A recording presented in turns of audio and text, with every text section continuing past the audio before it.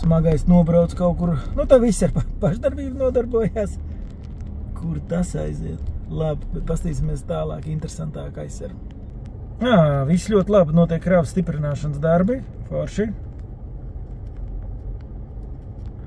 Bet mēs braucam tālāk, kā mēs zinām, šeit ir zīme 50.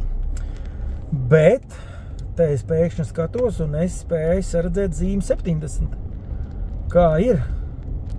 Šī skaitās zīme 70 šeit ir tagad ātrums vai nav? Un ja te ir 70, kā var sodīt un kurā posmā var sodīt un kurā nevar sodīt?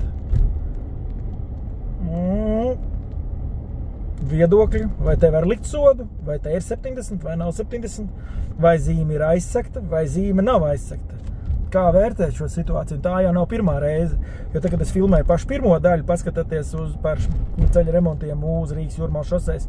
Tur arī bija vienā fragmentā, es pat nepamanīju sākumā, man to mūsu e-auto lasītāju uzrakstīja, un paldies jums par to, ka jūs rakstat komentārus un piesakojat. Mēs drīz būsim 3000 YouTube'ā. Paldies jums!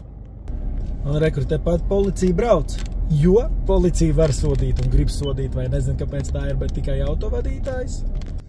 Bet savukārt es neesmu dzirdējis neko, ka būtu sodīts kāds ceļa remontu veicējs, kāda pašvaldība vai Latvijas valsts ceļi par nepareizu vai neatbilstošu zīmju uzstādīšanu vai uzturēšanu. Kāda ir paredzēta atbildība par šo un vai ir lielāks pārkāpums, ja autovadītājs kādā situācijā pārkāp noteikumus, vai tomēr vislielākā atbildība par ceļu satiksmes drošību un attiecīgi tātad pārkāpums būtu jāuzņemās tiem, kas uzstāda nepareizes vai nenodrošina pareizu uzturēšanu.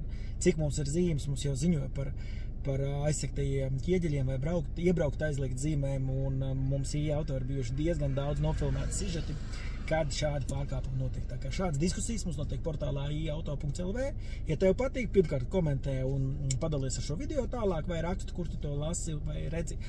Un piesako mums sociālajos tīklos, jo mums ir diezgan daudz ziņas katru dienu.